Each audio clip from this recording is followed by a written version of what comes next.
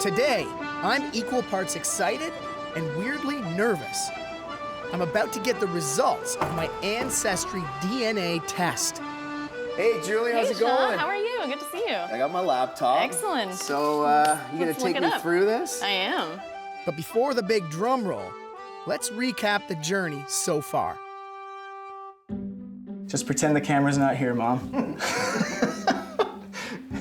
Spit away. It all began with a little family bonding with Mom and Dad. Then, Your sample will arrive here. This is where my We spit's open it. coming. Yep. I'm not the only one, obviously. I followed our spit to Ancestry's state-of-the-art DNA lab. With a name like Sean McShane, I've got to be Irish, right?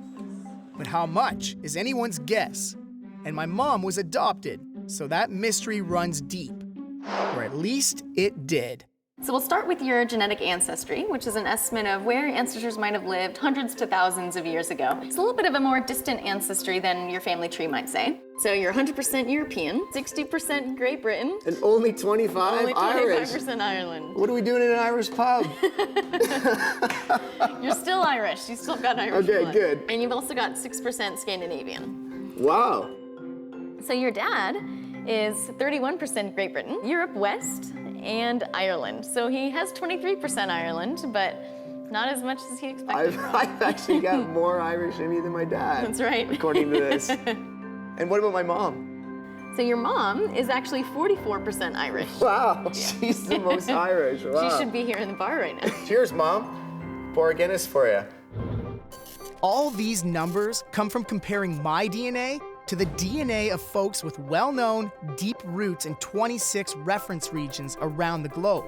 And that's just the tip of the iceberg. Ancestry has now tested DNA for close to 4 million people. And for every one of them, they've analyzed 700,000 nucleotide pairs. If you were to print those pairs out for my DNA alone, they would fill over 14,000 pages. Stack those up, that's as tall as a cow. For all 4 million Ancestry members, that paper tower would stretch from the bottom of the Mariana Trench to the peak of Mount Everest, then continue on past the International Space Station and finally stop about 5,600 kilometers into space.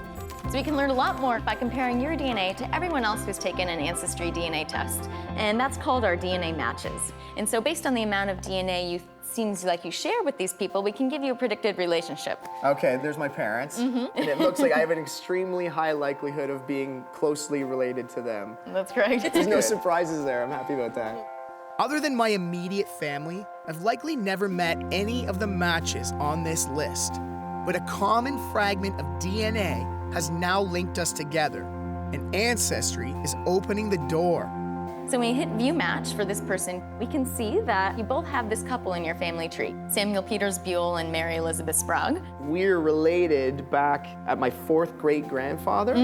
The cool part about this is what you can learn about your own family tree from this other person's tree. This particular match of yours has built their tree back a lot farther than yours. Wow. And on this Buell line, they've traced it back to this guy named William Buell, who was born in Chesterton, Huntingdonshire, England. And he was born in 1605. 1605. So just from that connection, I've just kind of added 200 200 years years to to my your family tree. Wow. My mind is already blown, and there's still one more Ancestry feature to explore: genetic communities. This is a brand new feature that we just released at Ancestry, so it's something we're super excited about. We've taken our huge Ancestry DNA network, and in that network, we've identified these communities of people who are more closely related to one another than to other people. So when we look at their pedigrees, maybe they're all born in a certain region of Ireland and all happen to move to a certain area of the United States. It's a group of people with both similar genetics as well as a similar cultural and migration story. So far, Ancestry has identified over 300 distinct genetic communities, and that number is quickly growing. So it says, view your one genetic community. Let's see what it is. And this genetic community is Scots in central Scotland and Ulster, Ireland. Scots. That's so I got right. some Scottish blood too? That's Wow. right. So this is like a cluster of people all with kind of similar DNA, and I fit into And you that fit cluster. into that cluster based on who you're related to in our Ancestry network.